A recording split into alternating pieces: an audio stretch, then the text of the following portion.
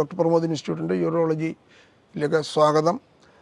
ഇന്ന് നമ്മൾ ഇപ്പോൾ ഈ ഒരു മാസം, കഴിഞ്ഞ മാസം ഈ മാസമൊക്കെ ഒരു ഇൻകോണ്ടിനൻസിനെ കുറിച്ചുള്ള ഒരു അവയർനെസ് പ്രോഗ്രാമാണ് നമ്മൾ നടത്തിക്കൊണ്ടിരിക്കുന്നത്.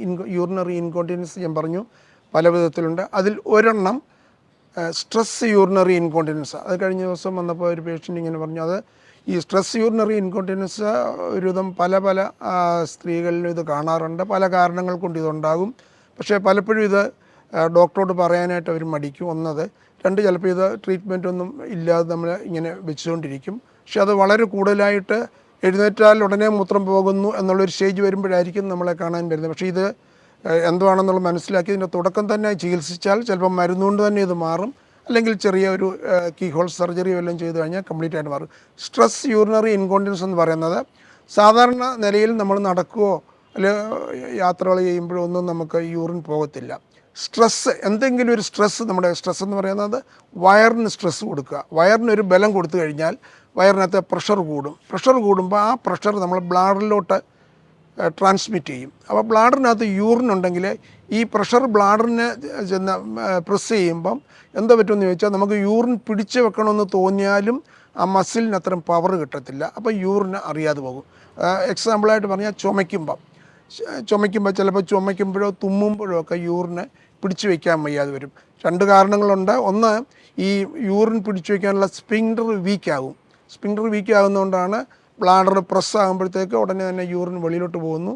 ഈ സ്ട്രെസ് യൂറിനറി ഇൻകോണ്ടിനൻസ് ആണെന്ന് നമ്മൾ മനസ്സിലാക്കിയാൽ, പല ഇൻകോണ്ടിനൻസ് ഉണ്ട്, അതിൽ നിന്നും സ്ട്രെസ് യൂറിനറി ഇൻകോണ്ടിനൻസ് ആണെന്ന് നമ്മൾ മനസ്സിലാക്കണം.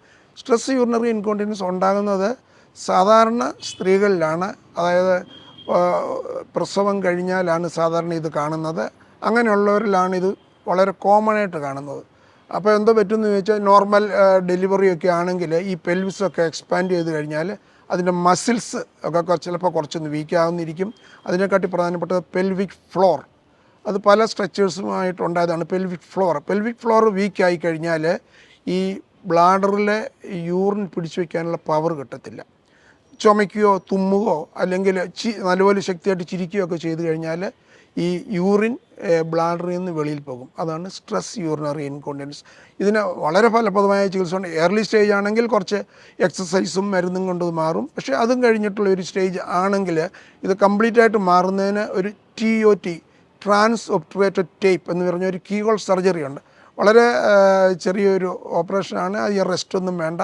പക്ഷേ ഏകദേശം 100% റിസൾട്ടുള്ള ഒരു ഓപ്പറേഷനാണ് TOT.